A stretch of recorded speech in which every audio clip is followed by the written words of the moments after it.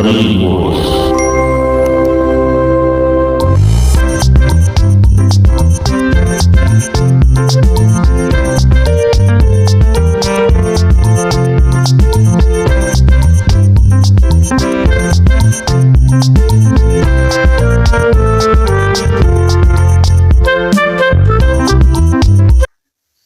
بسم الله الرحمن الرحيم الحمد لله رب العالمين وصلى الله وسلم على نبينا محمد وعلى آله وصحبه أجمعين أما بعد إخوة الإيمان والأخوات السلام عليكم ورحمة الله تعالى وبركاته إن شاء الله ታቻላችሁ እንደመቶችን በአጠቃላይ የአላህ ሰላምታ ይድረሳችሁ እያልኩ ዛሬ ትልቅ የዓቂዳ ክፍል እንመለከታለን።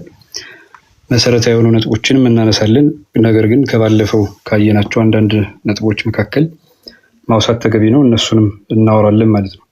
ባለፈው የተነጋገርነው ስለ ሲፈቱል ኢራዳ ነው። ሲፈቱል ኢራዳ ሲባል አላህ ሱብሓነሁ ወተዓላ መገለጫዎች አሉት። ከነዚህ መገለጫዎች ውስጥ አንደኛው ኢራዳ ይባላል። የፈለገውን ማድረግ የሚችል ፈጣሪ ለመሆኑ ይሄ ደግሞ ማንነቱ ጋር የሚጠቆም የሚገለጽ ባህሪ ለመሆኑ ደግሞ የተረጋገጠ ነው ብለን እንላለን ማለት ነው። ስለዚህ ስለ ቁድራ ባለፈው ስንነጋገር ቁድራና ኢራዳን ኢማም አጠበሪ ኪታባቸው ላይ ተፍሲር ኪታባቸው ላይ ሲጠቅሱ ቁድራና ኢራዳን በአንድ ላይ በማምጣት ሲገልጹ ነበርና በዚህም ቁድራን ስንመለከት ሙተከሊሞች በሚገልጹት አገላለጽ ለመግለጽ ያክል በሁለት አይነት መልኩ ገልጸውታል ኢማም አጠበሪ። መጀመሪያ ላይ አንደኛው ቁድራ ያለው ከሆነ ቁድረቱ ታማ የተሟላ የሆነ ቻይነት ነው የእርሱ የሚል ገለጻ ገልጸዋል። ሁለተኛው ደግሞ ዙ ቁድራ የቁድራ ባለቤት ነው የሚለውን ገልጸዋል።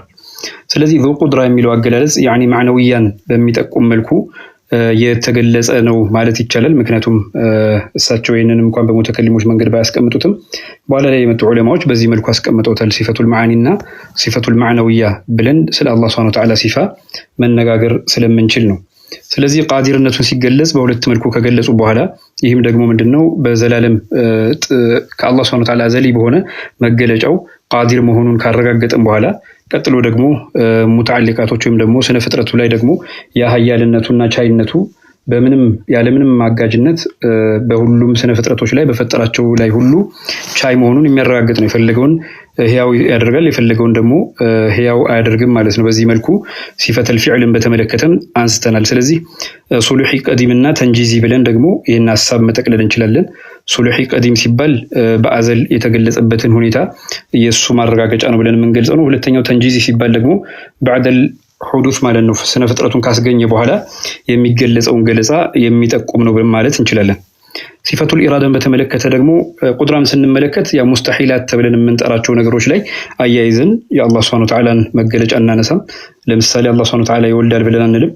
እዚህ ጋር ለየት ያለ ሀሳብ ያንጸባረቁት ምናልባት ኢብኑ ሐዝም ናቸው። እሳቸው ደግሞ ዛሂሪ ናቸው። ውድቅ የሆነ ሀሳብ ነው ያላቸው ሱረቱል ኢኽላስን በተመለከተ ያንጸባረቁት ማለት። ስለዚህ አላህ ሱብሓነሁ ወተዓላ ልጅ ያለው ተብሎ እንደማይባል ግልጽ የሆኑ ቁርአናዊ ማስረጃዎች ስለመጡ በዛ ማየት ይችላል። ሁለተኛው ደግሞ ስለ አላህ ሱብሓነሁ ወተዓላ ስንነጋገር ማረጋገጥ ያለብን ጉዳይ ምንድነው? ዋጅባቶች ላይ ወይም ደግሞ ራሱንስ ይፈጥራል የሚባል ጥያቄም ውድቅ የሆነ አስተሳሰብ ለመሆኑ ግልጽ ነው ማለት ነው። ይህም ደግሞ አይነት ጥያቄዎች ስህተት የሆኑ መሆናቸውን አላህ ሱብሓነሁ ወተዓላ ቁርአን ላይ በጠቀሰው መልኩ ነብያችን አለይሂ ሰላቱ ወሰለም በሐዲሳቸው ሲያረጋግጡልን የቁርአኑ ማዕና ነው እየገለጹ ያሉት ነብያችንና በሐዲሳቸው አንዳንድ ዑለማዎች እንደገለጹት ይህም አላህ ማን ፈጠረው እስከመባል ደረጃ የሰው ልጅ ጥያቄ ሊያነሳ ይችላል። ይህ ደግሞ ፈጽሞ ውድቅ የሆነ አስተሳሰብ ነው። ስለዚህ ቁድራ ዋጅባትና ሙስተሒላቶች ላይ ተዓልቅ ባለው መልኩ የሚገለጽ አይደለም ስለ አላህ ሱብሓነሁ ወተዓላ ማንነት ስንገልጽ ብለን ማለት እንችላለን። ሌላኛው ሲፈቱል ኢራዳን በተመለከተ ደግሞ እየተገለጸ ያለው ሙምኪናቶች ላይ ነው። ስነ ፍጥረቶቹን ምን ያደርጋል ሲባል የፈለገውን በፈለገበት ቦታ የፈለገውን በፈለገበት ጊዜ ማስገኘት ይችላል ብለን ማለት እንችላለን። እነዚህንም በአጭሩ በዚህ መልኩ ገልጸዋቸዋል ለማስታወስ ያክል ነው። የመጀመሪያው አልሙምኪናቱል ሙተቃቢላት ውጁዱን አልዓደሙ ሲፋት አዝሚነቱን አምኪነቱን ጅሃት ከዘል መቃዲሩ ረወት ሲቃት ብለው በግጥም አስቀምጠውታል ማለት ነው። ይሄ ደግሞ አቢል ሐሰን ዓሊ ብን ዑመር አልበግዳዲ ማለት ነው። አልቃዲ እሳቸው ታላቅ ዓሊም ናቸው፣ ማሊኪ ናቸው። በዚህ አይነት መልኩ አስቀምጠውታል። ከዚህ የምንረዳው ጉዳይ ምንድነው? 6 ነገራቶችን ማየት አስፈላጊ ነው። ሁለቱ አንዱ ተቃራኒ ሆነው የሚገኙ ናቸው። የመጀመሪያው አልውጁድ ብለን ያለው ነው። ይህም ደግሞ የስነ ፍጥረቱን ማስገኘት ነው። ከዛ በኋላ ደግሞ ስነ ፍጥረቱ ደግሞ አለመገኘት የሚባለው ደግሞ ዓደም የሚባለው ሁለቱ ተነጻጻሪ ሆነው ይቀርባሉ ማለት ነው። ሙተቃቢላቱ ነው። ሁለተኛ ደግሞ ከሲፋ አንፃር ነው የምናየው። ለምሳሌ አንደኛው ቀይ ነው ካል ሌላኛው ጥቁር ወይም ነጭ ነው በሚል ሁለቱን ተነጻጻሪ አድርገው የሚገለጹ ናቸው። አላህ የፈለገውን በፈለገው አድርጎ ይخصصாል ማለት ነው። ወከዛሊክ ዘመንን ጊዜን በተመለከተ ደግሞ ከነብያችን አለይሂ ሰላቱ ወሰለም ዘመን ላይ ከዛም በፊት ከዛም በኋላ ብሎ በተخصص መልኩ ማስቀመጥ የሚችል መፍጠር የሚችል ፈጣሪ ለመሆኑ አረጋግጠናል። ሌላኛው ደግሞ ቦታን በተመለከተ ነው። ሁሉም ቦታ ላይ ስነ ፍጥረቶች ሁሉ ጊዜ አንዱ ስነ ፍጥረት በሁሉም ቦታዎች ላይ በማይገለጽ ሁኔታ ስላለው አላህ በፈለገበት ቦታ የፈለገውን ደግሞ እንደሚያስቀምጥ ያሳውቃል ማለት። ለምሳሌ መካ ያለው ሰው አሜሪካ የለም ማለት ነው ባጭሩ። ይህንን ተነጻጻሪነትም በሲፈቱል ኢራዳ ላይ የሚገለጽ መሆኑን አይተናል። ሌላኛው ደግሞ ጅሃት ነው። ስድስቱን አቅጣጫዎች በተመለከተ አላህ ሱብሓነሁ ወተዓላ በፈለገው መልኩ ያደርጋል የሚለውን አይተናል። ሌላኛው ደግሞ ሚቅዳር የሚባለው ነው። ለምሳሌ መጠኑን ልኬቱን የሚገልጽ ነው። ርዝመቱን ለምሳሌ እነዚሁን ደግሞ ማጠሩን መርዘሙን የመሳሰሉትን የሚያወሳ ነው ማለት ነው። እነዚህን ተመልክተናል። በእነዚህ ስለ ሲፈቱል ኢራዳ ያየናቸው ናቸው። ሌላው ደግሞ አላህ ሱብሓነሁ ወተዓላ ያዘዘውና እንዲሁም ደግሞ የፈለገው በሚል ደግሞ ሁለቱን ኢማንና ክህደትን አማኞችንና ከሃዲዎችን ወይም ደግሞ ሙእሚኖችና ካፊሮችን ኢማንና ኩፍርን ተነጻጻሪ ተደርጎ ደግሞ ቀርቧል ማለት ነው። ይህም ሲፈቱል ኢራዳን የሚመለከት ነው ብለናል። ሌላኛው ደግሞ ኢራዳ ሲባል ቢማዕና መሺአ ይመጣል። ኢላ አየሻ አላህ በሚለው የቁርአን አያ ማረጋገጥ ይቻላል ብለን አይተናል ማለት ነው። እነዚህ ነጥቦች ተመልክተናል። ኢንሻአላሁ ተዓላ ዛሬ ደግሞ ስለ አቂዳ ክፍል ስንነጋገር አልኢማም አጠበሪ የገለጹትን ወሳኝ የሆነ የዒልም ምልከታዎች እንመለከታለን ማለት ነው። በዋናነት እነዚህ የዒልም መሰረቶች መታወቅ እንዳለባቸው ልናውቅ ይገባል። ምክንያቱም አልኢማም አጠበሪ ዝም ብለው አይደለም ሙፈሲር የሆኑት። በተለይ ቁርአን ጋር በተያያዘ እንዲሁም ደግሞ ቁርአኑ ላይ ባሉ አረብኛ እውቀቶች መሰረት ባደረገ እንዲሁም ደግሞ ከነዛ አንፃር የሚተረጉሙ አተረጓጉሞችን ያ ብቻ አይደለም። ስለ ቁርአን ላይ ስንመለከት እነዚህን አያቱ ሲፋትንም የመሳሰሉትንም የመጡበትን አገላለጽና ሂደት ከሱሐባዎቹም እንዲሁም ደግሞ ከነብያችን አለይሂ ሰላቱ ወሰለም በተነገረው ሐዲስ እንዴት ይታያል የሚለውን እንመለከታለን ማለት ነው። ፊት ለፊት እንደምታዩት ሙቀዲመቱል ሙሰኒፍ የኢማም አጠበሪ ተፍሲር ላይ ነው። የመጀመሪያው ክፍል ላይ ምንድነው የሚያስቀምጡት? ገጽ 64 ላይ ፊት ለፊት እንደሚታየው ምን ያስቀምጣሉ? ወሩያ አን ኢብኑ መስዑድ ሚን ቂሊሂ ከሳቸው ኺላፉ ዛሊከ ኩሊ ካሉ በኋላ ሲገልጹ ምን ብለዋል? እዚህ ጋር ወርታሽ ልመልከትና አን አብዱላህ ኢብኑ መስዑድ ይላል። ከአብዱላህ ኢብኑ መስዑድ በተዘገበው ነው የሚለው ኢነላህ አላህ ሱብሓነሁ ወተዓላ አንዘለ ቁርአንን አውርዷል አሉ አላ 5 አሕሩፊን በ5 አሕሩፎች ብሎ ነው የገለጹት። አሕሩፍ ሲባል አንዳንዶቹ ምን ናቸው ዝርዝሩን ስንመለከት ፊደሎች ብለውን ሳይሆን ዝርዝሮቹን በማየት ነው የምንገነዘባቸውና አንደኛው ሐላል የሚባል አለው አላህ ሱብሓነሁ ወተዓላ ወህይ ያወረደው ላይ፣ ሁለተኛው ሐራም የሚባል አለው፣ ሶስተኛው ሙሕከም የሚባል አለው፣ ሌላኛው ደግሞ ሙተሻቢህ የሚባል አለው፣ ሌላኛው ደግሞ አምሳል ይባላል ማለት ነው። እነዚህ ደግሞ ምሳሌ ተደርጎ የተገለጹ ናቸው። በእነዚህ ላይ ደግሞ ምን አይነት አህካሞች አሉ ሲባል ምንድነው? ፈኡሒለል ሐላል እዚህ ጋር የገለጹት ሐላሉን ሐላል አደርጋለሁ አሉ። እንዲሁም ደግሞ ፈኡሒለል ሐላል ሐላል ይሆናል። እንደገና ወሐሪሚል ሐራም ሐራሙን ደግሞ ሐራም አድርጋሉ። እዚህ ጋር ሐላሉን ሐላል አድርግ ሐራሙን ደግሞ ሐራም አድርጋሉ። ከዛ ወዐመል ቢል ሙሕከሚ ሙሕከም በሆነው ደግሞ ስራሉ ማለት ነው። መሰረት ስለሆነ የዒልም መሰረት ስለሆነ የተፍሲሮቹ መሰረቶች ከነዚህ የሚያስ ስለሆነ በሙሕከሞቹ ስራ ይላሉ። ወአሚን ቢል ሙተሻቢህ ሙተሻቢህ ናቸው ብሎ አላህ ሱብሓነሁ ወተዓላ በገለጻቸው ደግሞ እመናሉ። ወዐተቢር ቢል አምሳል ትምህርት ውሰድ ነው የሚሉት ደግሞ ምሳሌ ተደርገው ከተገለጹት ብለው ያስቀምጣሉ ማለት ነው። ስለዚህ ከኢብኑ መስዑድ በተገለጸው አገላለጽ ቁርአን የወረደባቸው 5 መርሆች እንዳሉት መሰረቶች እንዳሉት ሐላል ያለ ብያኔ እንዳለ፣ ሐራም ያለበት ብያኔ እንዳለ፣ ሙሕከም ያለበት ብያኔ እንዳለ፣ ሙተሻቢህ ያለ ብያኔ እንዳለና አምሳል ብለን የገለጽነውን ደግሞ ምሳሌዎችን ማየት እንዳለብን ነው። ስለዚህ ከኛ የሚጠበቀው ምንድነው? ሐላሉን ሐላል እንድንል፣ ሐራሙን ሐራም እንድንል፣ በሙሕከሙ እንድንሰራና በሙተሻቢሁ ማመን እንዳለብን፣ ምሳሌዎቹን ደግሞ ኢዕቲባር እንድናደርጋቸው ትምህርት እንድንወስድባቸው የተገለጸ ነው ማለት ነው። ነገር ግን በእነዚህ ብቻ የሚያቆም አይደለም። በብዙ ማስረጃዎች የተገለጹ አሉ። ምክንያቱም ለምሳሌ ኢነል ቁርአን ነዘለ ዐላ 7 አሕሩፊን ይላል፣ በ7 ደግሞ አሕሩፎች ወርዷል ይላል። ይሄ ደግሞ ዋናውን መርህ ነው እዚህ ጋር የምናየው ማለት ዐላ 7 አሕሩፍ ሲባል ምን ማለት ነው የሚለውን ደግሞ ማየት ይቻላል። ከሉጋ አንፃር ከቋንቋ አንፃር ቁርአን የወረደበት በ7 መንገዶች ነው። በ7 አረቦች በሚናገሩት በዛ ዘመን ላይ በነበሩት ወህይ ሲወርድ በነበሩበት የአነጋገር ዘይቤዎችና አገላለጾች በእነሱ ላይ የወረደ ነው ማለት እንችላለን። ከምን አንፃር ሲባል መታወቅ ያለበት አረበኛ ለምሳሌ አማርኛ ምሳሌ ብናደርግ አማርኛ ቋንቋ እንኳን በራሱ ወሎ ውስጥ የሚነገረው ያነጋገር ዘይቤ አክሰንቶቹ እንዲሁም ጎጃም ላይና ወደ ደቡብ አካባቢ ሲሄድ ኢቭን ወደ ጎንደር አካባቢ ሲሄድ አገላለጾቹ ዘይቤዎቹ አነጋገሮቹም ለህጃዎቹም የተለያዩ ሆኖ ልናገኛቸው እንችላለንና ቁርአንን በዛ አይነት መልኩ ወርዷል አሉ። እዚህ ጋር ምን ያሉ አቡ ጃዕፈር يعني الامام الطحاوي ማለት ነው የመጀመሪያው መርህ ላይ ነው القول في الوجوه التي من قبلها يوصل الى معرفه تاويل القران ይላሉ። የመጀመሪያው መንገድ ወደ ቁርአናዊ እውቀት ግንዛቤ ቁርአን አፈሳሰር ትርጉም የሚያደርሰው የመጀመሪያው መንገድ መካከል ብለው ነው የጠቀሱት። قال ابو جعفر ይላሉ قد قلنا في الدلاله على ان القران كله عربي ቀደም እንደተጠቆምነው ይላሉ ማለት ነው ቁርአን በአጠቃላይ አረበኛ ነው። وانه نزل بألسن بعض العربي በከፊል አረብ አንደበቶች የወረደ ነው። ዱነ አልሲኒ ጀሚዒሃ በሁሉም ግን የአረበኛ አንደበቶች አይደለም ማገላለጹ የወረደው ነው። ምክንያቱም አላህ Subhanahu Wa Ta'ala በሰባቱ አይነት መልኩ እንዳወረደው የተገለጸ ስለሆነ ማለት ነው። وأن قراءة المسلمين اليوم زاري قرآن የሚቀሩት ሙስሊሞች ማለት ነው በአሁኑ ሰዓት ያሉት የሚቀሩት ሰዎች ومصاحفهم እንዲሁም መሷሂፋቸው ቁርአኖቻቸው ማነው በእጆቻቸው የሚገኙት التي هي بين أظهرهم በእጆቻቸው ላይ ፊት ለፊታቸው የሚያገኙት ቁርአን ማለት ነው ببعض الألسن التي نزل بها القرآن دون جميعها በከፊል የአረበኛ አገላለጾች ነው የወረደውና በእነሱ ዘይቤና አካሄድ ነው የወረደው ሁሉንም ሳያካትት በሁሉም መልኩ ሳይሆን ማለት ነው። ስለዚህ وقلنا ብለን እንላለን አሉ في البيان በማብራራቱ ላይ عما يحوي القرآن ቁርአን በሚያካትተው من النور ከእውነት ብርሃን ማለት ነው والبرهاني ከማስረጃም ግልጽ ማስረጃ والحكمة እንዲሁም ከሚያስቀምጣቸው ጥበቦችና ወቲቢያኒ ገለጻዎች ማለት ነው የሚያብራራቸው ሁክሞች التي أودعها الله إياه الله سبحانه وتعالى ቁርአን ላይ ያስቀምጣቸው ማለት ምን ናቸው ሲባል من أمره الله ያዘዛቸው አሉ ونهيه የከለከላቸው አሉ وحلاله حلال ብሎ ያላቸው አሉ وحرامه حرام ብሎ ያላቸው አሉ ووعده ووعيده እንዲሁም ደግሞ በገነት ቃል የገባበትና በጀሃነም ደግሞ ጥንቃቄ እንዲወሰድ ያመለከተበትም አለ ነው የሚለው محكمه ومتشابهه محكمም አለ محكم ብሎ ማለት ግልጽ የሆኑ ማስረጃዎችን የምናይበት ነው። ሌላኛው ደግሞ ሙተሻቢህ ብለን የምንላቸው ግልጽ አሻሚ ትርጉም ግልጽ ያልሆኑ አሻሚ ትርጉም ያላቸው ናቸው። ወለ ጣኢፍ ሁክምሂ ረቂቅ የሆኑ ደግሞ የእርሱን ሁክሞች ማለት ነው ማየት እንችላለን። ማፊል ኪፋየቱ ሊመን ወፍቀ ሊፈህሚ ይሄ በቂ ነው በውስጡ በቂ የሆነ ነገር አለው ለመረዳት አላህ Subhanahu Wa Ta'ala የወፈቀው ሰው ማለት ነው ለወፈቀው ሰው ብሎ አስቀምጧል። ይሄ ኢማም ጦበሪ ሲያስቀምጡልን በአረበኛ አንደበቶች ቢወርድም ነገር ግን አላህ Subhanahu Wa Ta'ala በእነዚህ አያቶችና ቁርአኖች ላይ ያስቀመጣቸው ሐላልን የተመለከቱ ሐራምን የተመለከቱ ክልከላን የተመለከቱ የጀነትና የጀሃነም ጉዳዮችም እንዲሁም ደግሞ ከቁርአናዊ አንቀጽነቱም ሙህከምና ሙተሻቢህ ብለው ያስቀመጧቸው በቂ የሆኑ ፈህም ለመረዳት የቻለ ሰው የሚገነዘባቸው አለ ብለው ያስቀምጡልናል ማለት ነው። ሌላኛው ደግሞ እዚህ ጋር እየገለጹልን ያሉት ደግሞ ኢማም ጦበሪ ወሳኝ ርዕስ ነው በኋላ ላይ ሳገናኘው ግልጽ እንዲሆንላችሁ ማለት ነው።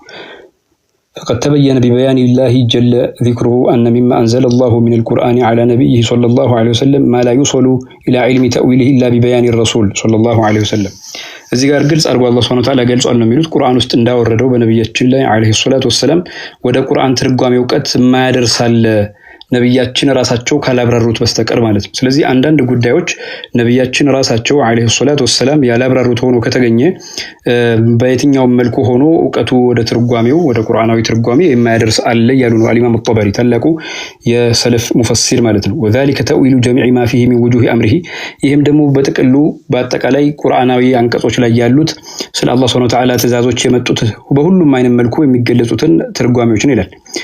ዋጂቢሂ ወነድቢሂ ወኢርሻዲሂ ግዴታ አድርጎ የደነገጋቸውንም ሱናም ያደረጋቸውንም እንዲሁም ደግሞ ቅንም መንገድ ናቸው ብሎ ያመለከታቸውንም ጥቋሚዎች ወሱኑፊ ነህይሂ የክልከላም አይነቶቹ በአጠቃላይ ወዛኢፊ ሁቁቂሂ እንዲሁም ደግሞ ግዴታ መብት አለ ብሎ ደግሞ ያረጋገጣቸው መተግበር ያለባቸው ወዛኢፎቹን ሁሉ በአጠቃላይ ወሁዱዲሂ ገደቦቹንም ያከለከላቸውን ክልከላዎችን ማለት ነው። ሙባሊግ ፈራኢዲሂ እንዲሁም ደግሞ የላቁ ከፍ ያሉ ግዴታዎችን ሁሉ በአጠቃላይ ወጅሆቹን በአጠቃላይ የሚረዳ የለም ይላሉ። ወመቃዲር ላዚሚ بعض خلقه لبعض እንዲሁም ደግሞ የከፊሉ በከፊሉ ፍጡር ላይ ያለውን ከነሱ ጋር ተያያዥነት ያለውን የመመጠን ምጣኔዎችም በተመለከተ የሚገለጹትን ማለት ነው። እነዚህ ሁሉ በአጠቃላይ وما أشبه ذلك من أحكام آية التي لم يدرك علمها إلا ببيان رسول الله صلى الله عليه وسلم لأمته ስለዚህ እነዚህ ሁሉ አህካሞች ቁርአን ላይ ከተገኙ ነብያችን ራሳቸው አለይሂ ሰላቱ ወሰለም ካላብራሩት እና ካላስረዱ ማለት ነው መረዳት የማይቻለው ይሆናል ማለት ነው። وهذا وجه له لا يجوز لاحد القول فيه ይህም ደግሞ በዚህ ሁኔታ ውስጥ በዚህ ገለጻ በዚህ ሁኔታ ውስጥ ምንድነው ያለው ማንንም ሰው ተናግሮ ማብራራት አይችልም ኢላ ቢበያን ረሱልላህ ሰለላሁ ዐለይሂ ወሰለም ለሁ ተዊለሁ የሱን ትርጓሜ ለዚህ ይሄ ትርጓሜ ያለው ብለው ራሳቸው ነብያችን አለይሂ ሰላቱ ወሰለም ካላብራሩበት በስተቀር አይቻልም። በምን መልኩ ሲባል ቢነስ ሚንሁ አለይህ ግልጽ በሆነ ገለጻ ማለት ነው ከሳቸው በተገኘ አው ቢደላለቲን ቀድ ነሰበሃ ዳለቲን ኡመተሁ ዐላ ተዊሊህ ወይም ደግሞ ጥቋሚዎችን ወደዛ የሚያስረዱ አስረጃዎችን አስቀምጠዋቸው ተክለዋቸው አጽንተዋቸው ለኡመቶቻቸው ለትርጓሜ የሚረዳቸውን ካላስቀመጡ በስተቀር ይላሉ ማለት ነው። ስለዚህ በዋናነት ይሄ ቁርአን ትርጓሜ በነብያችን አለይሂ ሰላቱ ወሰለም ላይ እንደሚመጣ የሚያረጋግጥ ነው። ከፊሎቹ ደግሞ በሁሉም አይነት መገለጽ የሚችሉትና መብራራት የሚችሉት ራሳቸው ነብያችን ሲያብራሯቸው ነው ይላሉ። ከዚህ በተያያዘ አልኢማም አሻፊዒ ማለት ምን ይላሉ? ሁሉንም የአረበኛ ቋንቋ ጥግ መጨረሻ ድረስ የሚያውቁት ነብያችን ራሳቸው አለይሂ ሰላቱ ወሰለም ናቸው ይላሉ ማለት ነው። በነብይ ደረጃ ያለ የለምና ነው በአረበኛ ደረጃ ሊታወቅ የሚችለው። ስለዚህ ሁሉንም የቁርአን አንቀጾች ራሳቸው ነብያችን የሚያብራሩበት ወጅህ በሁሉም መልኩ ሁሉም ጥቅል ያለውን ግንዛቤ ነብያችን ካላብራሩበት በስተቀር የሚብራራ ላይሆን ይችላል። ወከዛሊክ ደግሞ ጥቋሜ ሰጥተው ኡማው የሚያብራራበት መንገድ ደግሞ የተጠቆሙበት ካለ በዛ መንገድ ካልሆነ በስተቀር በሁሉም መልኩ ሁሉንም የቁርአናዊ አንቀጾች ራሴ እስከ መጨረሻው ድረስ አውቃለሁ ብሎ ማለት የማይችልበት ጉዳዮች ይኖራሉ። ለምን የአኺራ ጉዳዮችን የገይብ ጉዳዮችን የተመለከቱ የቁርአን አንቀጾች ስላሉ ማለት ነው። እነዚህን የተመለከቱ ስላሉ ነው። ሌላኛው ደግሞ ከነዚህ ጋር በተያያዘ እንደሚታወቀው አንዳንድ ጊዜ ምናልባት አላዋቂነት ጉዳት እንዳለው ምን ይጠቅሳሉ እዚህ ጋር ወአነ ሚንሁ ማ يعلم تأويله كل ذي علم باللسان الذي نزل به القرآن እውቀት ያለው ሰው የእውቀት ባለቤት የሆነ ሰው ስለ እውቀት ስለ አረበኛ ቋንቋ ግንዛቤና አገላለጽ አንደበት አረዳድን የተመለከተ የሚያውቅ ሰው በአጠቃላይ ደግሞ ከእርሱ ከቁርአን ውስጥ ደግሞ ቁርአን የወረደበትን ሊረዳ ይችላል። ወذلك ኢቃመቱ ኢዕራቢሂ ይሄ ደግሞ የትርጓሜ ትንታኔዎቹን በማጽናት ነው የሚገኙ አሉ። ኢዕራብ የሚባለው ተንትኖ ማዕናዎቹን ላይ ለመድረስ የሚደረግ የአረበኛ ትንታኔዎች ናቸው። እነሱን በማጽናት ነው የሚገኙ አሉ ማለት ነው። ስለዚህ ዑለማዎቻችን የአረበኛ መሰረትን ይዘው ብዙ ጊዜ ሲሄዱ ይህንን መሰረት የሚመለከት ነው።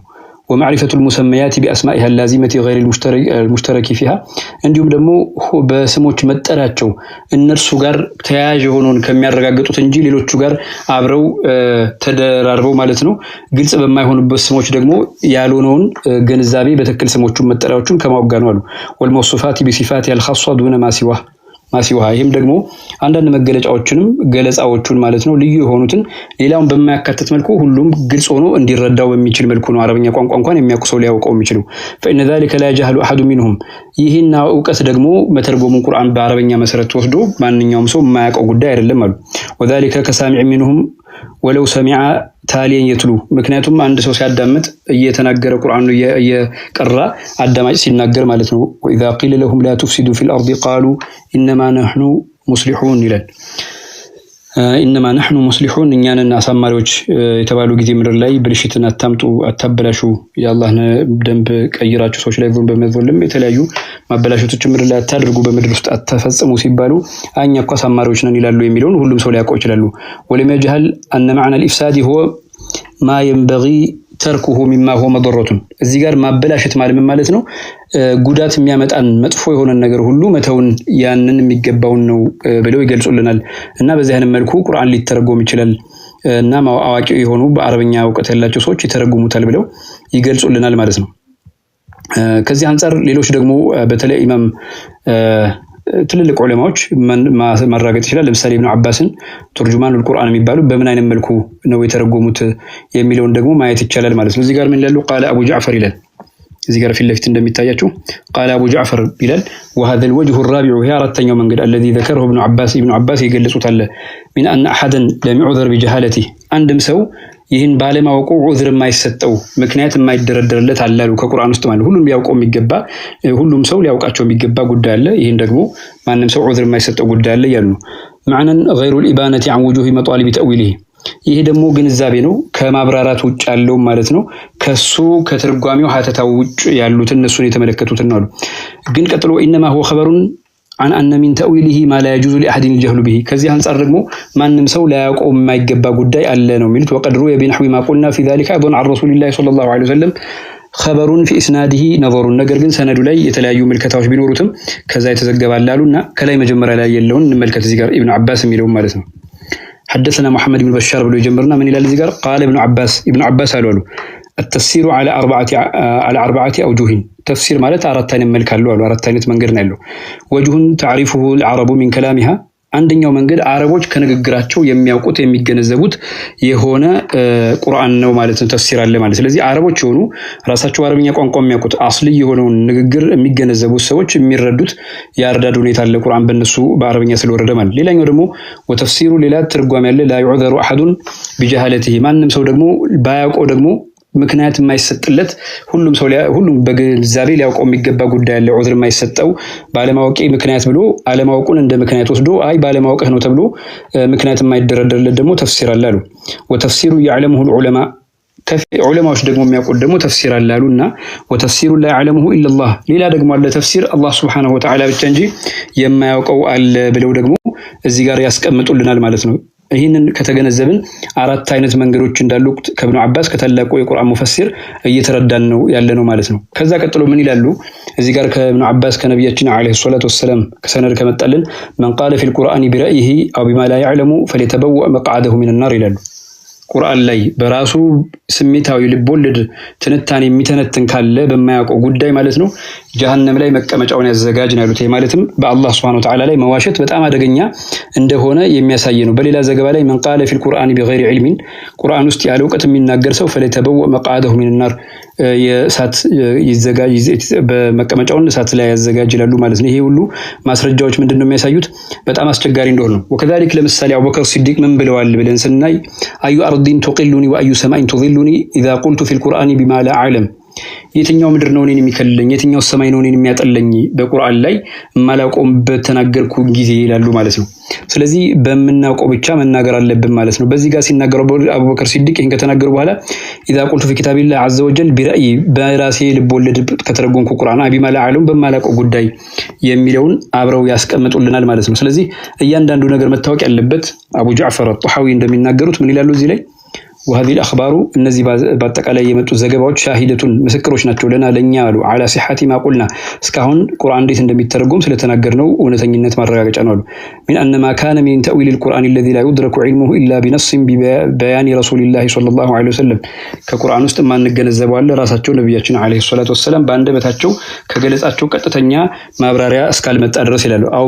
بنصبه الدلالة عليه ወይም ደግሞ ለዚህ ይሄ ማስረጃ ነው ብለው ማስረጃውን ተክለው አቁመው አጽንተው የሄዱበት ካልሆነ በስተቀር فغير جائز لأحد በማንም ሰው አይችልም ነው የሚሉት القيل فيه برأيه በቁርአን ላይ መተርጎም በራሱ አንደበት በራሱ ልቦለድ ማለት በል القائل في ذلك برأيه ነገር ግን በራሱ ስሜትና ፍላጎት የሚተረጉም ሰው ወይን አሷበ ትክክል እንኳን ቢሆን عين الحق فيه እዛ ውስጥ ያለውን እውነታውን ራሱን እንኳን ቢያገኙ በግምት ማለት ነው فمخطئون ተሳስቷል ነው የሚባለው في فعله بقيله በሱ ንግግር በመተርጎም በትርጓሜው ስራው ላይ ማለት ነው በንግግሩ ላይ فيه برأيه በራሱ አንደበት በራሱ ፍላጎት በራሱ ልቦለድ ስለተረጎሙ ولأن إصابته ليست إصابة مقين وأنه محق ስለዚህ የእርግጠኛ ሆኖ እዛ እውነቱ ላይ ያገኘው ባለመሆኑ ምክንያት የሱ እውነት ጋር መግጠም የእርግጠኝነት ባለመሆኑ ተገቢው ነው አይባልም ማለት ነው إنما هو إصابة خارس ظن ምክንያቱም የሱ መላምትና ግምት ነው እውነታው ጋር ገጠመለት የሚባለውና والقائل في دين الله بالظن قائل على الله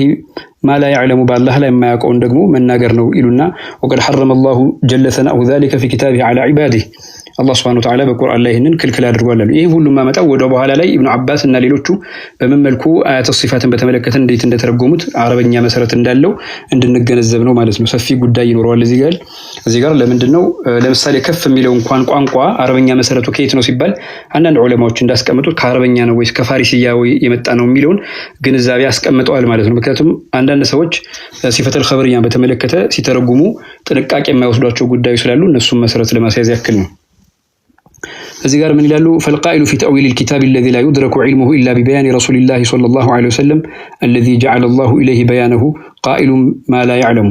ስለዚህ በማያውቀው ጉዳይ ነቢያችን ባላብራሩት ላይ እንዲሁም ደግሞ በቁርአን ተፍሲር ላይ በማይገነዘበው ነቢያችን ሳያብራሩት የቀሩትን ጉዳይ የሚናገር ከሆነ ተናጋሪው ያለ እውቀት የሚናገር ነው። ወአፈቀ ቂሉሁ ዛሊከ ፊ ተእዊሊሂ ማ አራደ አላሁ ቢሂ ሚን ማዕናህ አላህ ይህን ይፈልግበታል ተብሎ በተቀመጠው እንኳን ጽንሰ ሀሳብ ወይም በዚህ ማዕና ላይ የእርሱ ንግግር ቢገጥም እንኳን ሊአነ ልቃኢለ ፊሂ ቢገይሪ ዒልሚን ቃኢሉን ዐላ ላሂ ማ ላ ዒልመ ለሁ ቢሂ በጉዳዩ ላይ እውቀት የሌለው ሰው የሚናገር ስለሆነ ተናጋሪው ማለት ነው።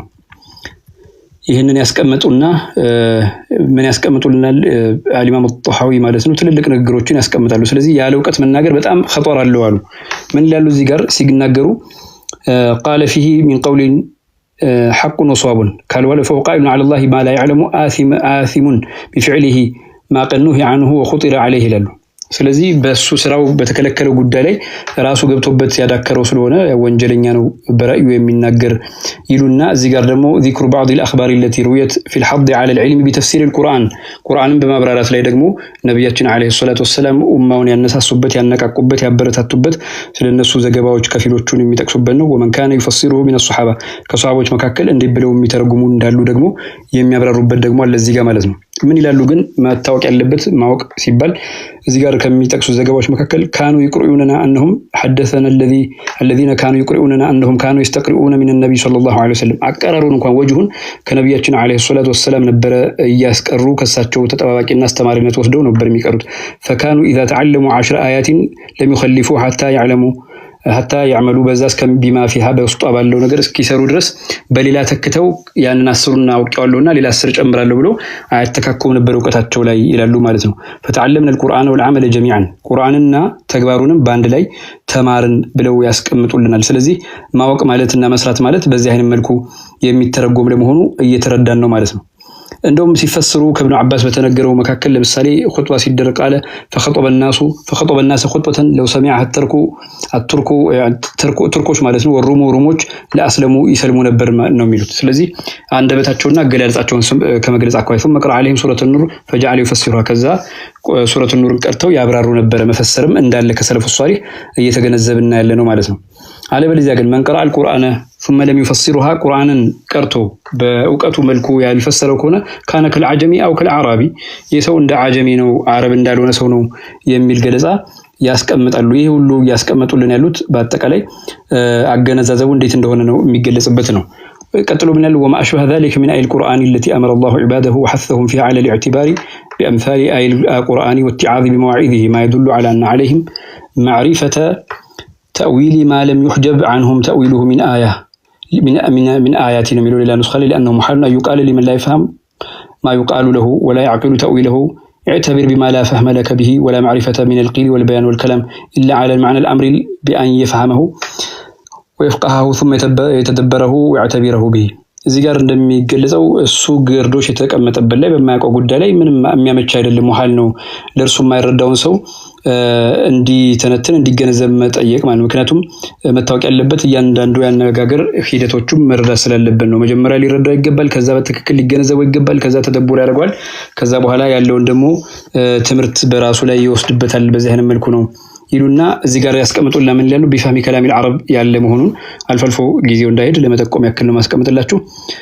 وكذلك ما في الآية الكتاب من العبر والحكم والأمثال والمواعظ لا يجوز أن يقال اعتبر بها ዝም ብሎ አንድ ሰው ይሄንን ገምግመህ እስኪ ተረድተህ ወቀው አይባልም። የቁርአን አካሄዶቹ ማለት ነው ብለው ያስቀምጡናል። ይሄ ሰለፉ ሷሊህ ዘመን ላይ በምን አይነት መልኩ ቁርአን እንደመጣ የሚያስቀምጡት ነው። የማያውቀው ሰው ኢዕቲባር ላይ ያደርገው ስለማይችል ማለት ነው። ስለዚህ ምን ይላሉ እዚህ ጋር አንዳንድ መሰረቶች የማያውቅ ሰው ከሆነ ጃሂል የሆነ ሰው የማያውቀው ሰው በአረዳዱ ላይ ስህተቶች ስለሚኖረው ይሄ ደግሞ ቁርአን ዝም ብሎ ደግሞ የማይፈሰር ለመሆኑ ይገለጻል። ከዛ ውጭ ደግሞ ባሉት ሙፈሲሮች ደግሞ እንዳሉ ያረጋግጡልናል ማለት ነው። ይህንን ከተመለከትን መታወቅ ያለበት አልኢማም ጦበሪ ይህንን ገለጻ አስቀምጠውልናል ብለን ማለት እንችላለን።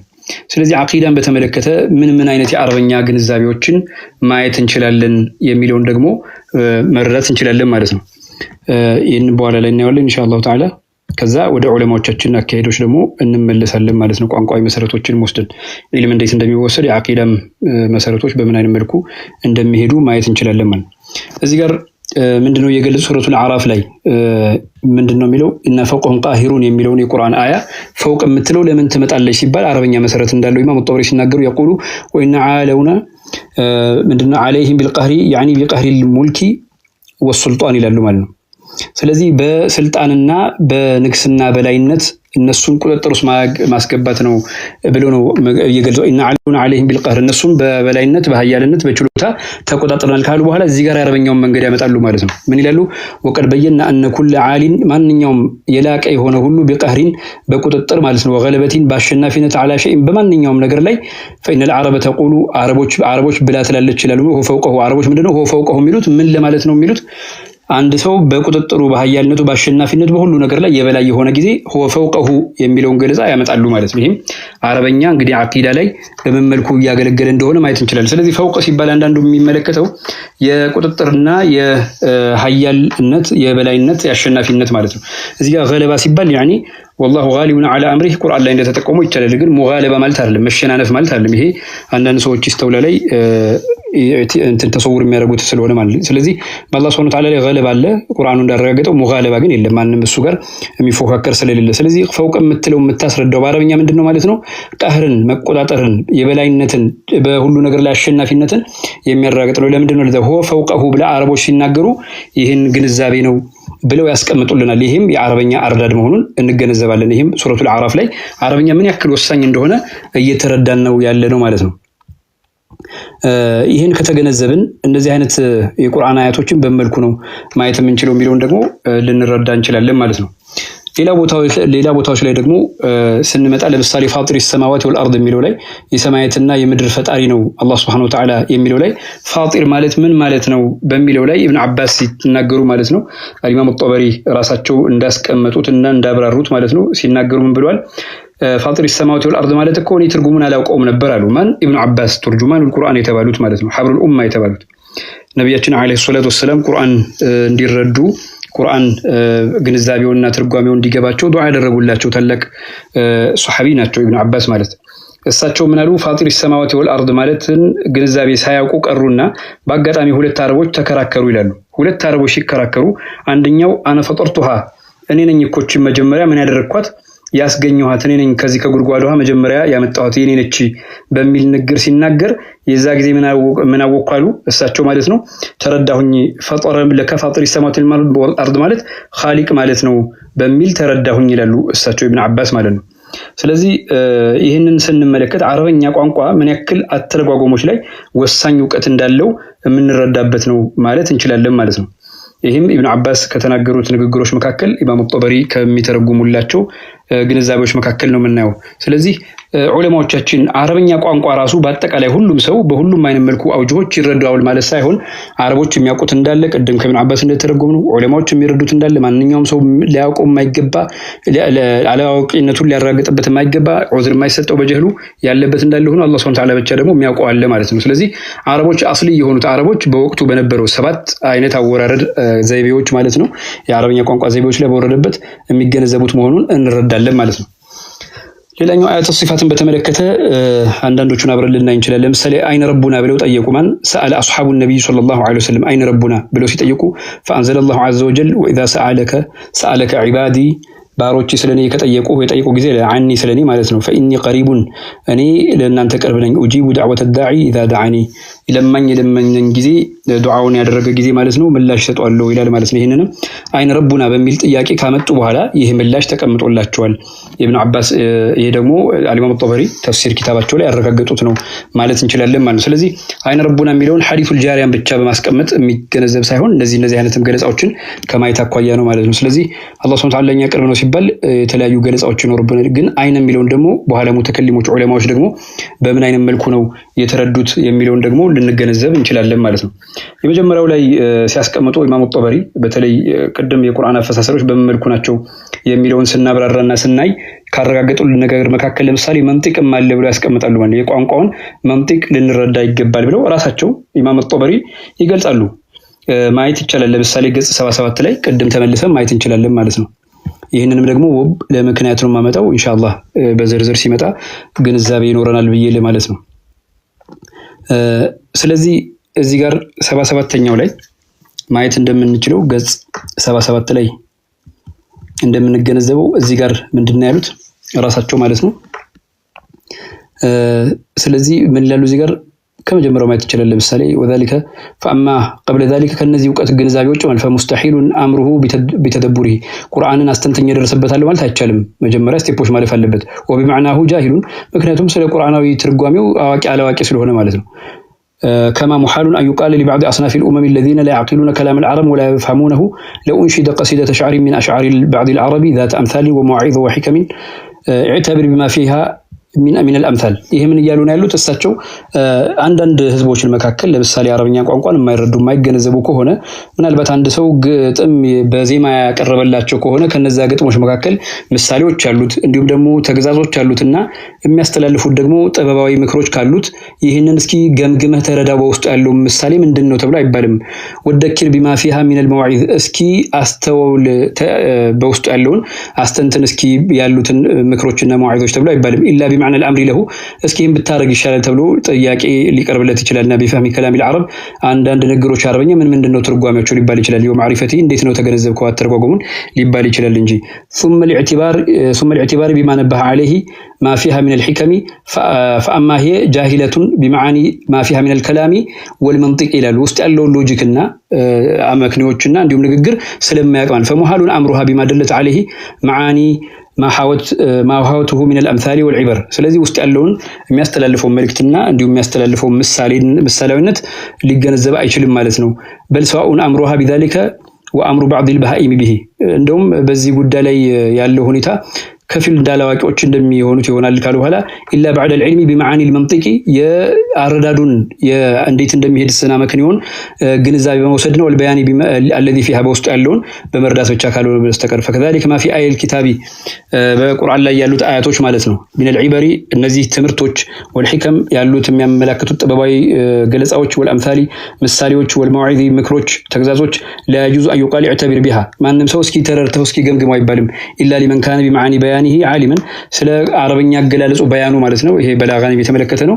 አዋቂ ካለው ነው በከላም العربي عارفا አነጋገሮችን ያረቦችን መሰረቶች የሚያከሆነ ካልሆነ በስተቀር ኢላ بمعنى الامر لمن كان بذلك منه جاهلا እስኪ ይሄንን ለመርዳት ሞክር እንደ ጥያቄ ይቀርብለታል። ወቅ ተማር ተብሎ ሊቀርብለት ይችላል እንጂ ምክንያቱም ስለማያውቅ በዚህ ጉዳይ ላይ يعلم معاني كلام العرب እስኪ እንዴት ነው የሚተረጎመው የሚለው እንዲያውቅ ማለት ነው።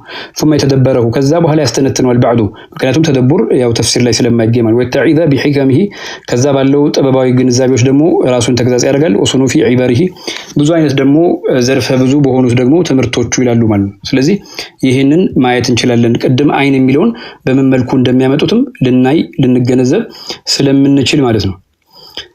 ኢንሻአላህ ይሄን ከተመለከትን አልሙዝሂር በሚባለው في علوم اللغة ቁርአን ላይ ይሄ ደግሞ አልኢማም አስዩጢ ናቸው የሚያስቀምጡት።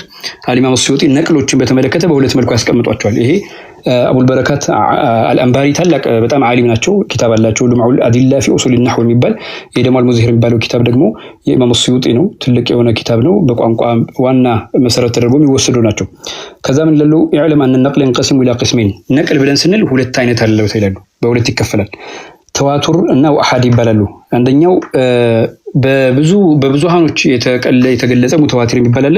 ሌላኛው ደግሞ አሐድ የሚባል አለ። ጥቂት ሰዎች ያስተላለፉት ዘገባ ደግሞ አለ ማለት فأما ተዋቱር ሆኖ ይመጣልን ፈልገቱል ቁርአን ላይ የተገለጹት ቋንቋዊ አረበኞች ማለት ነው። ማተዋቱር ሚነሱና ከሱናም ደግሞ ሙተዋቲር የሆኑት እነዚህ በአጠቃላይ ምንድናቸው? ሙተዋቲር ናቸው። ወከላም እንዲሁም ደግሞ ወከላም العرب እንዲሁም ደግሞ ከአረበኛ ንግግሮች መካከል وهذا القسم دليل قطعي من أدلة النحو يفيد العلم ይሄ ከቁርአናዊ እንደ ነህው ራሱ እንዲህ ይሆናል ብለን ማስረጃ የምናመጣው ከዚህ ነው ይላሉ።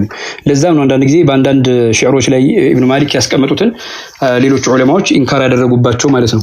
ለምንድን ቁርአናዊ ማስረጃዎቹ እነዚህ ቀጥዒ ስለሆኑ አለበለዚያ ሌሎች ግን አጂሞች የሚያመጡት የሐዲስ ማስረጃዎች ላይ አረበኛ ቋንቋውን እንዲህ ነው ብሎ ለማስረዳትና መሰረቶቹን ለማስቀመጥ ብዙ እንትን ላይ ሆኑ ይችላሉ። ዞን የሆነ ዒልም ነው ይፋዳ የሚያደርጉት በሚል ንግግር የተናገሩ። ስለዚህ ቁርአን ላይ ያሉት አረበኛ ቋንቋዎች አቀማመጦች ሂደቶቹ የነህው ማስረጃ የሆኑት ሙሉ የሆነ እርግጠኝነትን ዕውቀት ያስቀምጣሉ። ማስረጃነታቸው ደግሞ ቀጥዒ ነው አረበኛ ነው ተብሎ ሊወሰድ ይችላል። ወختلف العلماء في ذلك العلم በዚህ ዕውቀት ላይ ደግሞ ዑለማዎች የተለያየ ግንዛቤ ያስተላልፉና فذهب الاكثرون الى انه ضروري ይሄ ማንም ሰው በቀጥታ የሚረዳው ነው ብለው አስቀምጠውታል ማለት ነው።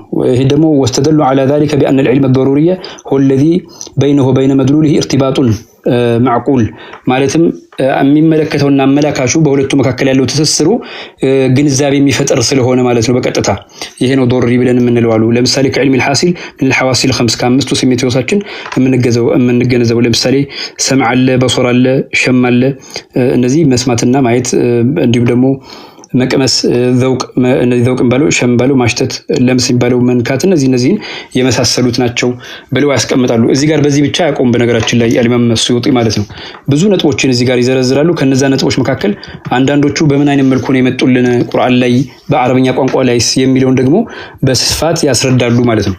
በስፋት ያስረዳሉ። ምክንያቱም አንዳንዶቹ ከፍ የሚለው ራሱ ከፊሎቹ ከምንድነው የመጣው ከፋሪስያ ነው የሚልም ገለጻ ስላላቸው እነዚህን የአረበኛ መሰረቶች ስንመለከት እያንዳንዱ የተገለጹትን ቃላቶችን ግንዛቤ መውሰድ እንድንችላል ያደርገናል ማለት ነው። ይህን ማየት እንችላለን። ሹሩጡ ተዋቱር ይሄ ሌላ ርዕስ ስለሆነ ሌላ ጊዜ የምናየው ይሆናል ኢንሻአላሁ ተዓላ። ይህን ከተረዳን ኩልያት ስለዚህ ዶሪ እና ነዞሪ የሚባል ዒልም አለ ብለን መውሰድ እንችላለን ማለት ነው። ዶሪ እና ነዞሪ ዒልም ካለ ምን ማለት ነው? እዚህ ጋር ለምሳሌ አልኩልያት ለአቢል በቃ ማለት ነው። እሳቸው ምንድነው ያስተላልፉልን ያሉት እዚህ ጋር ስለ ዶሩሪ እና ነዞሪ ማየት እንችላለን። ወዶሩሪ والمقابل الاكتسابي ዶሩሪ የሚባለው ከኢክቲሳቢ ጋር ወይም ደግሞ በትግል በጥረት ከሚመጣው ጋር ተነጻጻሪ ነው ይላሉ ማለት ነው።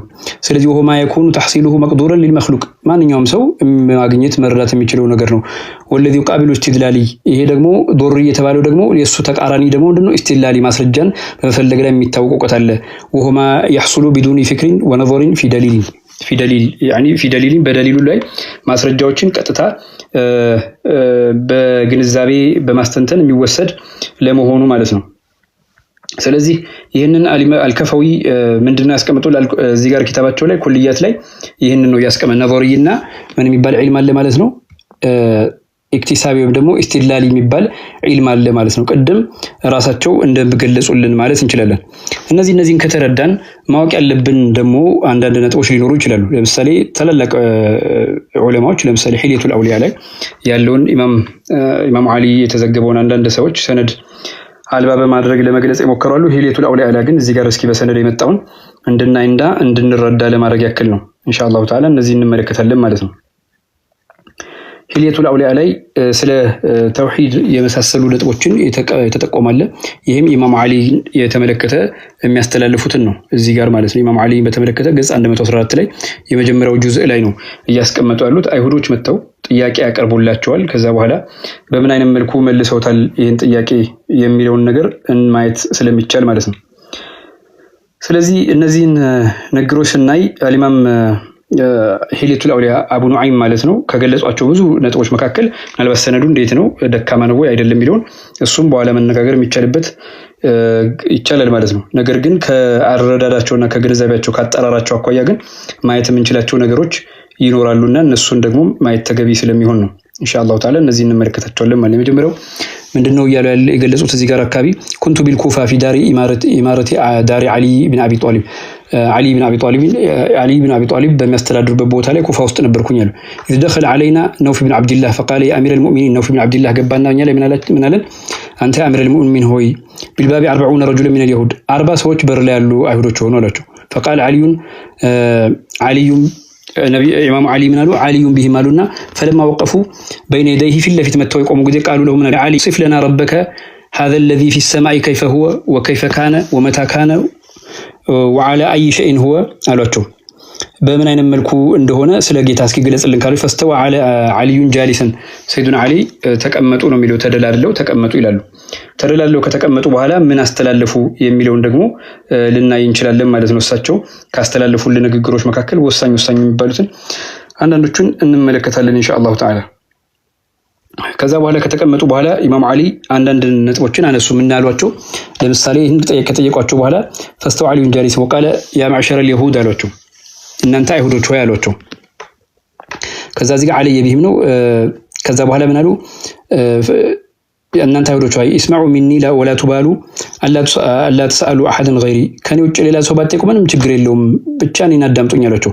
ኢነ ረቢ ዐዘ ወጀል ሁወል አወሉ አሉ። ከዛ በኋላ ለመቢድ ሚማ ወላ ሙማዝጀም ማዓማ ብለው ገለጹ ማለት ነው። እዚህ ጋር አላህ Subhanahu Wa Ta'ala ጅማሬ የሌለው መሆኑን ስለ ጌታቸው ሲናገሩ ጅማሬ የሌለው መሆኑን አረጋገጡ። ይሄ ኢማም አሊ ከሚናገሩት ንግግሮች መካከል ነው እያየን ያለነው ማለት ነው። ስለዚህ ኢማም አሊ ሲናገሩ ምን አሉ? አላህ ሱብሓነሁ ወተዓላ ጅማሬ የሌለው መሆኑን ተናገሩ ማለት ነው። ሌላኛው ደግሞ ከነዚህ ንግግሮቻቸው ውስጥ ደግሞ ምን ብለው ገለጹልን ራሳቸው ኢማሙ አሊ ማለት ነው። ስለ አላህ ሲናገሩ ከነገራቶችም ጋር የተቀላቀላለም ወላ ሐሉን ወህመን ከእንዲሁም ደግሞ በግንዛቤያችን ባረዳችን ደግሞ አእምሯችን ልስ ተቀርጾ የሚቀመጥም አይደለም ብለው ተናገሩ ማለት ነው። ኢማሙ አሊ ናቸው ይህን እየተናገሩ ያሉት። ከተናገሩ በኋላ ኢማሙ አሊ ምን አስቀመጡ? እዚህ ጋር እንደሚታየው ፊት ለፊት እንደሚታየው ኢማሙ አሊ ከሚገልጿቸው አንዳንድ ነገሮች መካከል እንመለከታለን። ከዛ በኋላ ወላ ሸበህ ማረለም አላህ ሱብሓነሁ ወተዓላ ብለው ካሉ በኋላ ማህጁብ ማረለም ፈይሁዋ እያሉ ይገልጻሉ። ወላ ካነ በዕድ አለም የኩን ፈይቃሉ ሐዲስ እያሉ ይገልጻሉ ወርታች። እነዚህ ሁሉ ገለጻዎች በአጠቃላይ አላህ ሱብሓነሁ ወተዓላ የማይገለጹባቸው ለመሆኑ ወአብዓደ ፊ ሸበህ ሚን ኩሊ በዒድ ከእንደው ከመራቅ ሁሉ በመመሳሰል በጣም የራቀ ነው የሚለውንም ገለጻ እዚህ ጋር ይገልጻሉ። በእነዚህ አይነት አገላለጾች ኢማሙ አሊ ምን አደረጉ ነው የሚለው አቂዳን ገልጸዋል ማለት ነው። ሰነዱን በተመለከተ ደግሞ ላይ ያለውን ማየት ይቻላል። ሐደሰና አቡበክር ብለው የሚጀምሩት ላይ ማየት ይቻላል ማለት ነው። ስለዚህ እነዚህን ኢማሙ አሊ ንግግሮች የምንረዳባቸው ነገሮች ምንድነው? በዋናነት ኢማሙ አሊ ሲናገሩ በሁሉም ነጥቦች ውስጥ አላህ ሱብሓነሁ ወተዓላን በምን አይነት መልኩ እንደገለጿቸው ማስረጃ እንዴት እንዳቀረቡላቸው ከሰነዱ አኳያም እንዴት እንደታየ ማስተማርና መረዳት ስለሚቻል ነው ማለት ነው። ስለዚህ ኢማሙ አሊ እነዚህን ንግግሮች አይሁዶች መጥተው ሲጠይቋቸው በሷሃባዎቹም ዘመን በምን አይነት መልኩ አላህ ሱብሓነሁ ወተዓላን ተንዚህ እያደረጉ ከተሽቢህ እያራቁ እንደሚገልጹ ማየትና መረዳት ይቻላል ብለን ማለት እንችላለን። ይህን ከተገነዘብን ኢማሙ አሊ ከተናገሯቸው ንግግሮች ውስጥ ያሉትን አንዳንዶቹም ማየትም ይቻላል፣ እነሱንም መረዳትም መገንዘብም ስለሚቻል ሁላችሁም እንድታነቡት ጊዜ ስለሌለም ማለት ነው እተወውና ኢንሻአላህ ወደ ሌላው ነጥቦች እንመለሳለን ማለት ነው።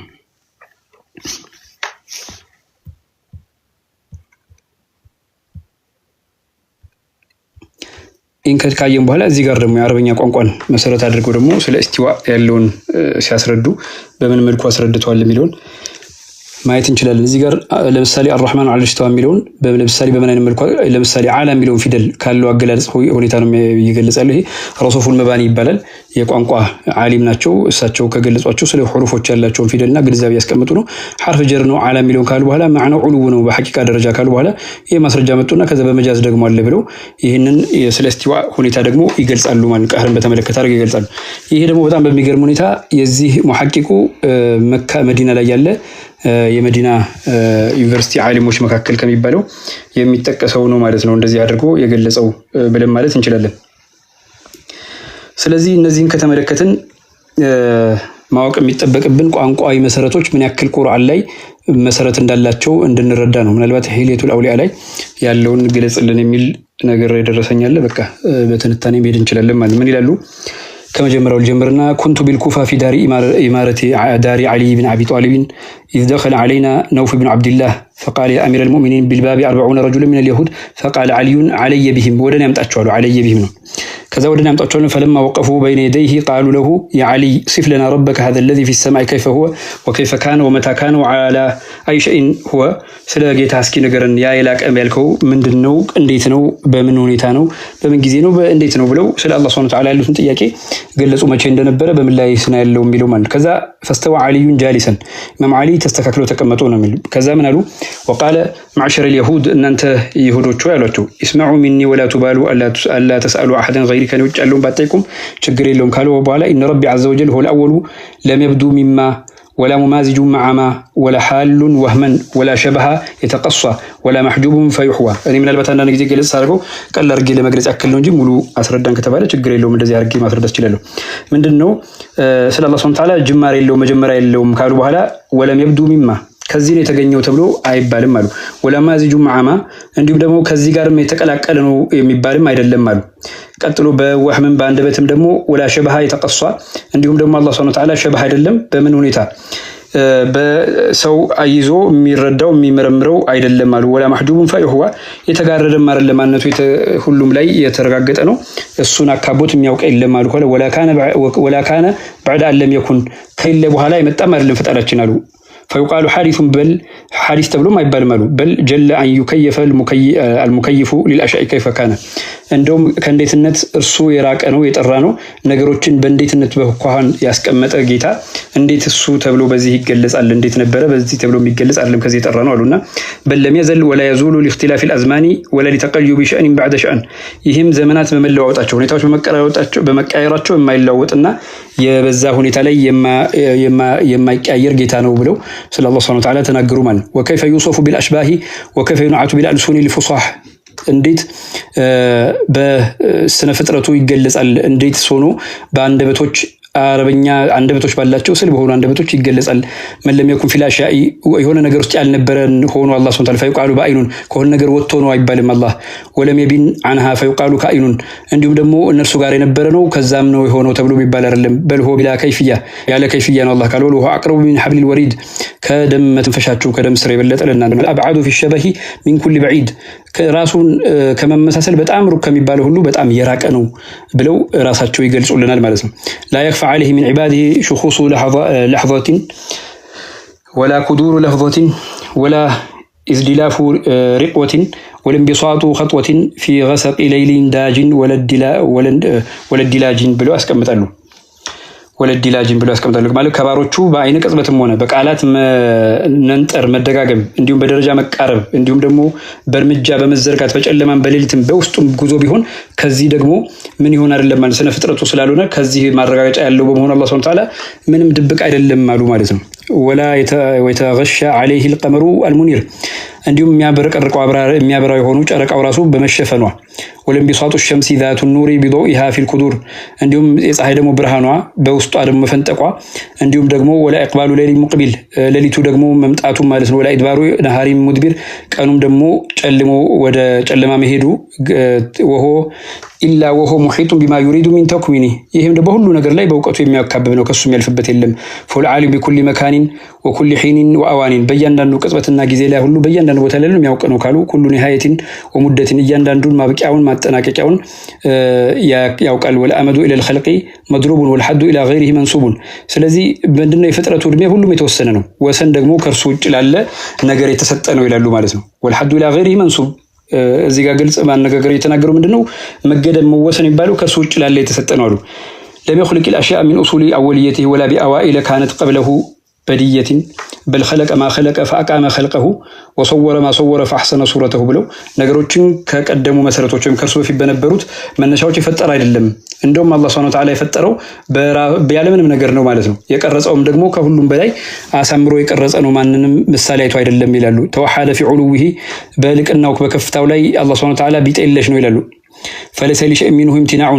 ለርሱ ደግሞ የሚሳነው ምንም ነገር የለም አሉ ولا له بطاعته شيء من خلقه انتفاع እንዲሁም ደግሞ ሌሎች ፍጥረቶች እሱን በመታዘዛቸው እሱን በማምለካቸው የሚያገኙም ጥቅም የለም አሉ اجابته للداعين شريعه والملائكه في السماوات والارضين له مطيعه ለለማኞች መልስ የሚሰጠው አላህ በፍጥነት ነው ሰማይና ምድር ያሉ መላእክቶች ደግሞ እሱን የሚታዘዙ ናቸው ብለው ገለጹ በኋላ علم بالاموات البائدين يتكسلوا زيغر كعلمه بالأحياء المتقبلين وعلمه بما في السماوات العلى كعلمه بما في الأرض السفلى በሞቱትም ህያው በሆኑትም በእውቀት ሁሉ በአጠቃላይ በላይ ያሉትም በታች ያሉትም ሁሉ የሚያውቅ ነው وعلمه بكل شيء لا تحيره الأصوات የድምጾች መግዘፍና እንዲሁም የድምጾች ሞገዶቻቸው እርሱን ከማስማት እያንዳንዱን ከመለየት የሚያምታተው አይደለም አይደናገርም ነው ولا تشغله اللغات سمعون ብዙ ቋንቋዎች ፍጥረቶች ቢናገሩም አንዱ ካንዱ ቢዚ አድርጎት የሚሄድ አይደለም ሁሉንም የሚያውቅ ነው للأصوات المختلفة የተለያዩ ድምጾች ቢኖሩ بلا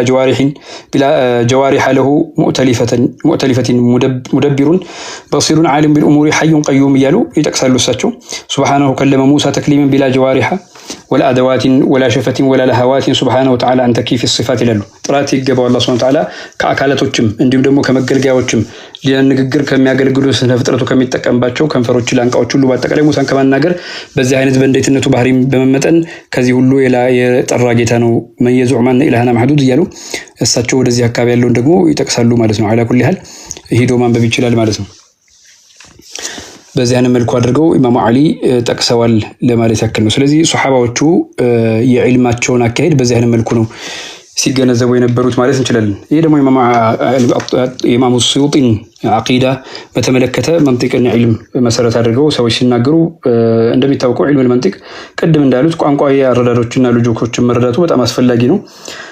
ወላኪን ግን በአንዳንድ ሁኔታዎች ደግሞ መረዳት ያለብን ግዴታ ያ ብቻ መታወቅ አለበት ለማለት እንዳልሆነ ደግሞ ያስቀምጣሉ። እዚህ ጋር ንግግሩን ከሚያስቀምጡ መካከል አንዳንዶቹ ገለጹት ብለው ነው እየገለጹ ያሉት ማለት ነው። እዚህ ጋር ምን ይላሉ?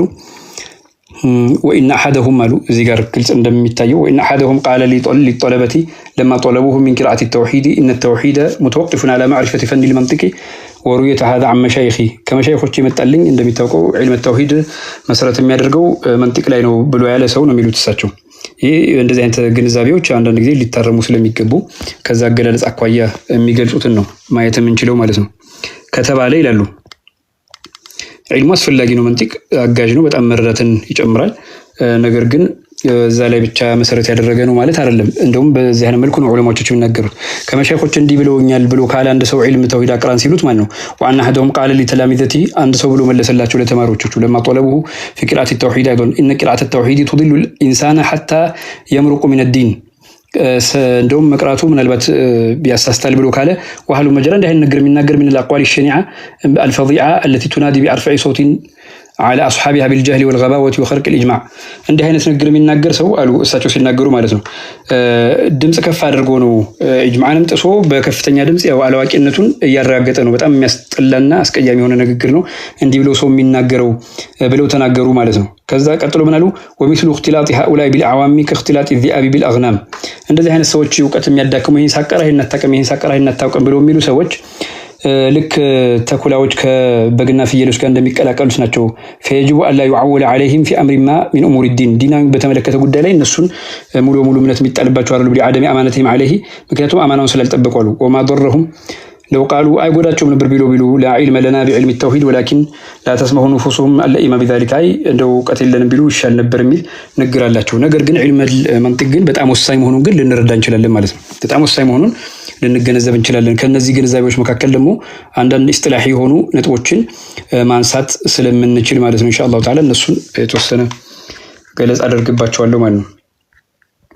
እነዚህ ሁሉ ዝም ብለው የሚገለጹ አይደሉም ሐቂቀተን ማለት ነው። በተለይ አሁን እነዚህ የሚገለጹትን ንቀት ያለበት ሰው የማይረዳ ከሆነ ምናልባት ዒልም ተውሂድ ወይም ደግሞ እንደዚህ የአቂዳ ምዕራፎች ላይ የሚገለጹትን ገለጻዎች በደንብ ያላየ ሰው ወይም ደግሞ ቦታው ያልገባው ሰው ነው እንደሆነ ነው የምረዳው ማለት ነው። ስለዚህ ቃላቶችን በተመለከተ ማወቅ ይቻላል ከጠቋሚያቸው አንፃር። አንደኛ ደላልቱል ሙጣበቃ የሚባል አለ፣ ሁለተኛ ደግሞ ደላልቱ ተضمن የሚባል አለ፣ ሌላኛው ደግሞ ደላልቱ ኢልቲዛም ተብሎ ይባላል ማለት። ለምሳሌ አንድ ቃል ሙሉ ጽንሰ ሐሳቡን በቃሉ ማስተላለፍ ሲቻል ማለት ነው ይሄ ደላልቱ ሙጣበቃ ተብሎ ይባላል። ለምሳሌ ኻሊቅ የሚባለውን ስም ብንወስድ የአላህ ማንነት የሚገልጽ ነው።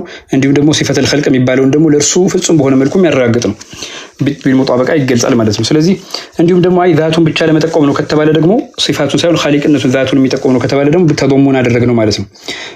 በዚህ አይነት ገለጻ ነው። ለምሳሌ ኢልቲዛም የሚባለው ደግሞ ያ ቃል ስንገለገለው ነው ለሌላ አይነት ጠቋሚ ማለት። ለምሳሌ አንድ ሰው አያውቅም ለማለት አህያ ነው ብሎ ለመግለጽ ከገለጸ ሰውየው አያውቅም የሚለውን ለማስረዳት ስለሆነ ይሄ ኢልቲዛም የሆነ አገላለጽ ነው ማለት እንችላለን ማለት ነው። እነዚህን አገላለጾች ከተረዳን አንዳንድ ነጥቦችን ልንመለከት ይገባል። እነሱንም ኢንሻአላህ ተዓላ እናያለን ማለት ነው። ዑለማዎቻችን ሲገልጹ ስለ ሲፋ ማዕና ምንድነው በምን አይነት መልኩ ነው የሚለውን ነገር ካመጡ በኋላ የተወሰኑ ነጥቦችንም በዛው እናያለን ኢንሻአላህ። የመጀመሪያው ምንድነው? ሲፋን በተመለከተ ሐድ አለው፣ እያንዳንዱ ትርጓሜ ያለው። ሲፋ ማለት ምን ማለት ነው የሚለውን ነገር በብዙ መልኩ ዑለማዎች አስረድተዋል።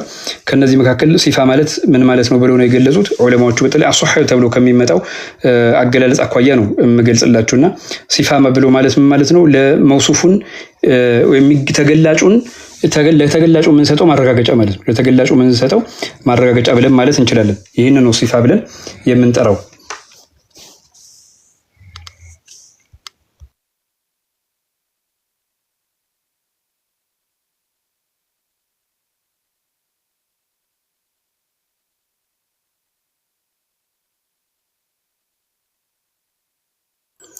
ኢንሻአላህ ኮፒ ሊንክ እያደረግን ስለዚህ ሲፋ ብለን የምንገልጸው ይሄንን ነው ማለት ነው። ሲፋ ብለን ይሄንን ከገለጽ ነው ለመውሱፍ ደግሞ የሚባለው ደግሞ ተገላጩ ደግሞ ማን ነው ብለን ስንል አላህ Subhanahu Wa Ta'ala ነው ብለን ማለት እንችላለን ማለት ነው።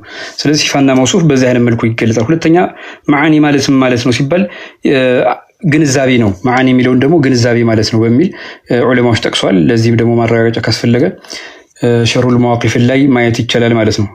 በሸሩል መዋቂፍ ላይ በዚህ አይነት መልኩ አስቀምጠውታል። ለፍዝ የሚባለው ማዕና የሚባለው አገላለጽ የሚገልጸው ምንድነው የሚያሳየው ይህንን ግንዛቤ ነው የሚያረጋግጠው በሚል አስቀምጠዋልና ማለት ነው። ስለዚህ እነዚህ ነጥቦች ስንረዳ ልናውቅ የሚገባው ጉዳይ እያንዳንዶቹን ከሁኔታቸው አንጻር መገንዘብና መረዳት እንደሚያስፈልገን ነው ማለት ነው። ስለዚህ ሁዱድ የሚባል አለ። እነዚህን ሁዱዶች ወይም ያንን በትክክል ቦታው ላይ የሚያስገነዝቡትን ግንዛቤ ተረድተን ነው ልናወራ የሚገባው። አለበለዚያ ችግሮች ይፈጠራሉ። አረዳድም ላይ ጽንሰ ሀሳቦችም ላይ ስህተቶች ይኖራሉና እንደዚህ አይነት ዒልሞችን ማወቅ አስፈላጊ ነው ብለን እንላለን። ይህ ከተረዳን ኢንሻአላህ በቀጣይ የምናያቸው ነው። ግን ሐቂቃ የሚባለው ራሱ ለብዙ ትርጉም ሊውል ይችላል። ኢብኑ ፉረክ እንደሚያረጋግጡት ምንድን ይላሉ? ሐቂቃ ማለት ምንድነው? ሐዱ ስለዛ ነገር ገለጻው ነው፣ ማንነቱን የሚገልጽ ማለት ነው። በቃ ሐቂቃ የሚባለው ማንነቱን የሚገልጽ ተብሎ ሊገለጽ ይችላል። ሁለተኛው ሐቂቃ ደግሞ ሲባል የንግግሩ ከሆነ ደግሞ ቋንቋ መሰረትን ተቀምጦለት በተቀመጠለት ማስገንዘብ የሚለውን ነገር የሚያስረዳ መሆኑን ራሳቸው ያስረዳሉ ማለት ነው። ዑለማዎቻችን በዚህ አይነት መልኩ ነው ያስገነዘቡት ማለት እንችላለን። ነገር ግን ወደ አንድ ጉዳይ ልመለስና ኢንሻአላህ ጠቅልል ላድርገው ማለት ነው። እነዚህን ዒልሞች ስንማር በአንድ መልኩ ብቻ አይደለም የመጣው። ይሄ ዒልምን በተመለከተ ነብያችን አለይሂ ሰላቱ ወሰለም ተውሂድን ሲያስተምሩ በብዙ መልኩ ነው የገለጹት። በተለይ የከዋክብቶች በእኛ ላይ ተጽዕኖ አላቸው ብለው የሚያምኑ ሰዎችም ነበሩ። እድሎችንም በተመለከተ ሁሉ ተውሂድን ሲያስረዱ ነበር ማለት ነው።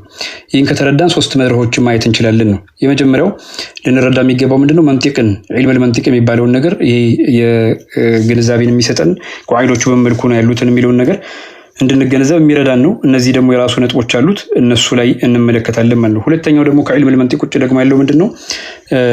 የዒልመል ለምሳሌ የስነ ፍጥረቶችን ጦብዕያት ብለን የምንጠራውን ክፍል ደግሞ ማየት እንችላለን ማለት ነው። ስለነዚህ ጦብዕያቶች ደግሞ ምን አይነት ክፍሎች አሉ ሲባል ብዙ ክፍሎች ይኖሩታል። እነዛ ውስጥ የምናነሳቸው ስለ ጅስሞች ስለ ምናምን ነገር የምንነጋገራቸው ስለ ተሐዩዝ፣ ስለ መካን የመሳሰሉት ማለት ለምሳሌ አይን የሚለውን ቅድም ሳመጣው ገለጻው ምንድነው? የት እንዳለ ሁኔታውን ለመግለጽ ነው። ሐላ ነው፣ ሁኔታ የሚገልጽ ነው የሚል አላቸው። ስለዚህ ከይፍያን የሚያመላክት ስለሆነ ነው ከዛ አንፃር ነው እንጂ ሐዲሱን ይብጣል ከማድረግም አኳያ አይደለም። ሐዲስ አልጃሪያ ከተጠቀሙ አኳያ ብለን ማየት እንችላለን። ስለ መካን፣ ስለ ሐይዝ፣ ስለ ሸክል ይነሳል ማለት ነው። ስለ ሁሩ፣ ስለ ሐረካ፣ ስለ ሱኩን እነዚህን ዒልሞች ላይ ስለ ፈለክያት፣ ስለ ለምሳሌ አንዋዑል በሷኢጥ የሚባሉት ለምሳሌ ውሃን፣ መሬትን፣ የብስን፣ እሳትን የመሳሰሉትን ነጥቦች ወስደው ያላቸውን ትስስር እውነታውን ስነ ተፈጥሮን ከማወቅም አኳያ ስለ ረዕድ፣ ስለ በርቅ፣ ስለ ሪያህ እነዚህ ሁሉ ዑለማዎቻችን ስለ ማዕድናቶች፣ ስለ እጽዋቶችም ስለ እንስሳቶችም ሁኔታም አብረው ይገነዛሉ። ሌላኛው ደግሞ ቅስሙል ኢላህያት ነው። ኢላህያ ሲባል ደግሞ ይሄ በአጠቃላይ ስለ ተውሂዱ ያለውን ርዕስ እና ሁኔታ የሚያብራራ ነው። መላኢካዎችንም የሌሎቹንም ሁኔታ ጨምረው ማለት ነው። ስለዚህ በዚህ አይነት መልኩ ነው ዑለማዎችን የገለጹት። ይህም ደግሞ አሁን ላይ በሚመጡ እስልምናው ላይ ጥያቄ ከሚያነሱት ነጥቦች ሁሉ በአጠቃላይ በቂ ምላሽ ለመስጠትም በጣም ከፍተኛ እንትን ይሰጠናል ማለት ነው። ስለዚህ ኢማሙ ራዚ ኪታቦችን ብንመለከተው ከዛ ላይ ትልልቅ ዑለማዎች ብለን የምንላቸው ዝም ብሎ አንድ ሰው በቀጥታ የሚረዳው ብቻ ላይሆን ይችላል። እነዚህ መስመሮችና መስፈርቶች ላይ ማወቅ ይጠበቅበታል። ይህም ደግሞ ከነቢያችን ጀምሮ እስካሁን ድረስ ጥያቄ ሲነሳባቸው ውይይት ሲደረግባቸው የተለያዩ አስተምህሮቶች ላይ ጥያቄ ሲመጡ ምላሽ በማግኘት ምላሽ በመስጠት የሚታወቁ ዑለማዎች ያረጋገጡበት የሄዱበት መንገድ ነው ለማለት ነው። ኢንሻአላህ ሰፊ ጉዳይ ይኖረው ነበረ። በሌላ ሰዓታችን የጨረስን ይመስለኛል። ሌላ ጊዜ በደንብ የምናያቸው ይሆናል። ኢንሻአላህ የዛሬውን ደርሳችን በዚህ እናጠናቀቃለን። ወሰላሙ አለይኩም ወራህመቱላሂ ወበረካቱሁ።